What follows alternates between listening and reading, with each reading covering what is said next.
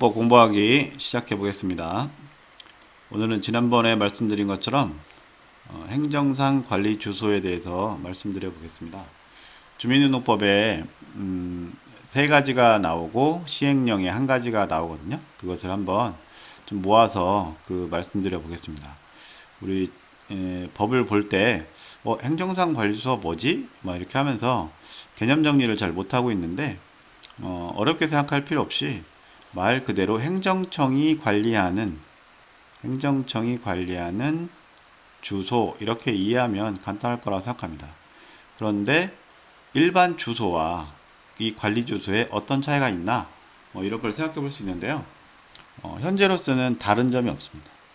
행정상 관리 주소 역시 주소와 동일한 효력이 있다고 보고 판단하시면 됩니다. 자, 그런데 이런 특징이 있습니다. 행정상 관리 주소에는 사람이 살고 있지 않습니다. 뒤에 법을 보면서 다시 말씀을 드릴 건데요. 실제로 그 주소는 관리만 될 뿐 사람이 살고 있는 것이 아닙니다. 우리 주민등록법 6조 1항에 보면 30일 이상 거주 목적의 저소 또는 주소를 그 관할구역에 신고하도록 되어 있는 건데요. 내가 살고 있는 주소가 이겁니다 라고 신고하는데 그것이 곧 주소인데 이 행정상 관리 주소는 실제로 사람이 생계를 목적으로 사는 주소가 아니라 말 그대로 행정청이 관리하는 주소 이렇게만 이해하면 이제 법률 이해가 좀 빠를 것 같습니다.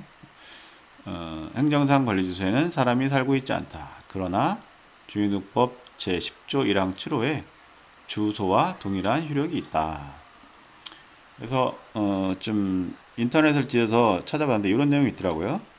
매매를 원인으로 하는 소유권 이전 등기를 신청할 때 등기 권리자가 거주불명자로서 그의 주민등록표에 주민등록법 제20조 6항에 따라 행정상 관리주소가 현재 주소로 등록되어 있는 경우 그 행정상 관리주소를 등기 권리자의 주소로 제공하고, 등기 권리자란 말은 매수인이 됩니다. 매수인의 주소로 제공하고 주민등록표의 등본을 주소로 증명한 정보로서 제공할 수 있다. 이 내용만 읽어봐도 행정상 관리 주소가 정상적인 주소로 쓰인다고 볼 수 있는 거죠. 이 내용도 한번 보시면 좋을 것 같고요. 이제 본격적으로 들어가 보겠습니다. 행정상 관리 주소가 들어간 주민등록법 조문. 첫 번째가 해외 체류에 관한 신고에 있습니다. 이 법에 따라 주민등록을 한 거주자 또는 제20조 6항에 따라 거주불명으로 등록된 사람이, 자, 여기서의 주어는 거주자 또는 거주불명자입니다. 90일 이상 해외에 체류할 목적으로 출국하려는 경우에는 출국 후 그가 속할 세대의 거주지를 제10조 1항 7호에 따른 주소로 미리 신고할 수 있다. 자, 10조 1항 7호에 따른 주소, 이게 신고 주소죠. 이 주소를 신고할 수 있는데, 다만 출국 후 어느 세대에도 속하지 아니하게 되는 사람은 신고 당시 거주지를 관할하는 읍면사무소 또는 동주민센터의 주소를 행정상 관리 주소로 신고할 수 있다. 그러니까 출국 후에 그가 속할 세대의 거주지를 주소로 신고해도 되고 동사무소를 주소로 신고해도 되기 때문에 이 주소와 행정상 관리 주소가 동일한 효력이 있을 수밖에 없는 거죠. 자, 두 번째로는 법 19조 3항 국외이주 신고에 나오는 내용입니다. 중요합니다, 이거.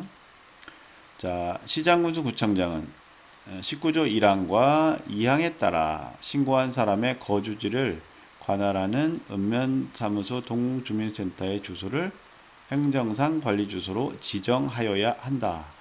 자, 여기 앞에서는 신고할 수 있다 이렇게 써 있는데 여기는 지정하여야 한다. 강행 규정이죠. 자, 시장군수구청장, 우리는 읍면사무소 또는 동주민센터의 주소를 행정상 관리소 지정하여야 한답니다. 어떨 때 지정해야 되냐? 자, 1항과 2항일 경우입니다. 그래서 1항은 뭐냐면 19조 1항은 거주자가 재외국민 출국자가 되는 경우를 말하고, 그래서 이거는 국외이주 신고가 되죠. 법 19조 2항, 이거는 재외국민 거주자가 재외국민 출국자가 되는 겁니다. 그래서 이거는 재외국민 출국 신고. 그래서 이 재외국민 출국자와 이 재외국민 출국자는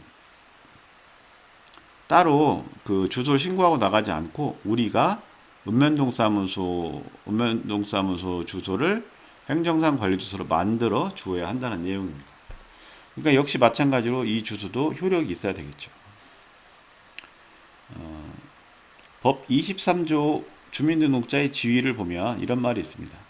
다른 법률에 특별한 규정이 없으면 이 법에 따른 주민등록지를 공법 관계에서의 주소로 한다. 자, 공법 주소란 얘기입니다. 그렇기 때문에 행정상 관리 주소 역시 공법 관계에서의 주소로 보아야 합니다. 보통 공법상 주소로 한다 뭐 이런 표현인데요. 공법이란 뭘까요? 공법은 국가와 개인, 국가와 공동단체, 국가와 국가 간의 국가적 통치적 공익적인 생활관계의 법률. 그러니까 행정법에서 쓰이는 모든 주소는 우리 그 주민등록법상 주소로 쓴다라는 얘기죠. 그래서 주민등록법상 주소가 상당히 중요합니다. 주민등록법상 주소가 어떻게 보면 우리 국가기관의 초석이 되는 아니면은 이제 밑받침이 되는 자료라고 할 수 있어요. 그래서 공법상 주소, 그다음에 주민등록법상 주소 이거를 관리하는 우리의 역할이 가볍지 않다고 판단하셔야 됩니다. 참고로 민법에서는 주소, 생활에 근거되는 곳을 주소로 한다. 그 다음에 주소는 동시에 두 곳 이상을 둘 수 있다. 앞에 생활에 근거가 되는 곳을 주소로 한다. 이건 우리랑 비슷하지만 두 곳 이상을 둘 수 있다. 이런 거는 이제 우리랑 좀 다르죠. 이건 민법상의 주소인 거고요. 우리는 주민등록법상 주소를 알면 됩니다.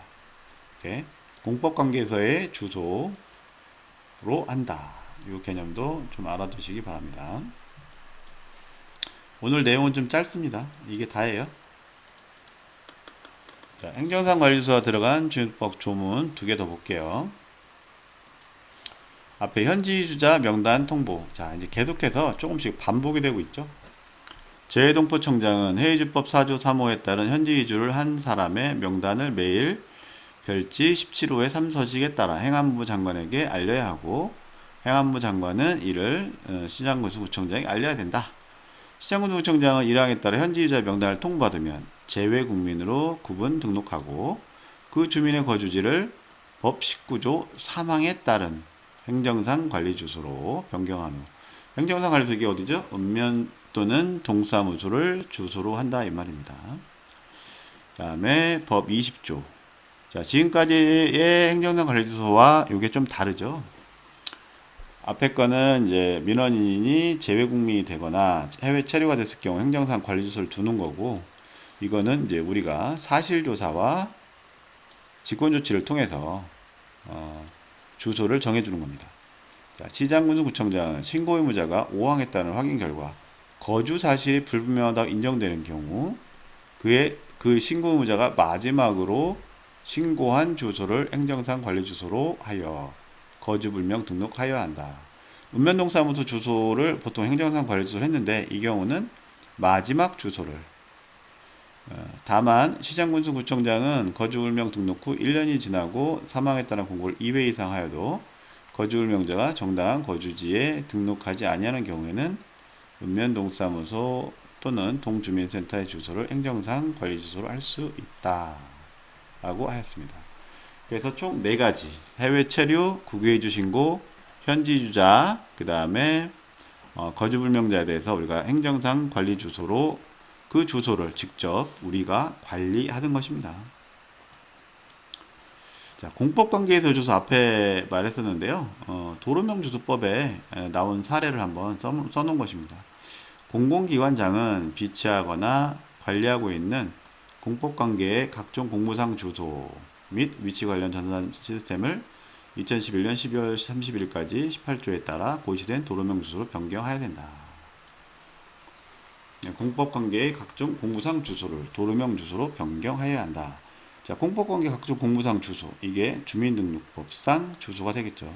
그래서 주민등록법상 주소를 우리가 도로명 주소로 일괄 변경한 적이 2013년 정도에 있었습니다. 오늘은 평소 다른 것과 달리 빨리 끝났습니다.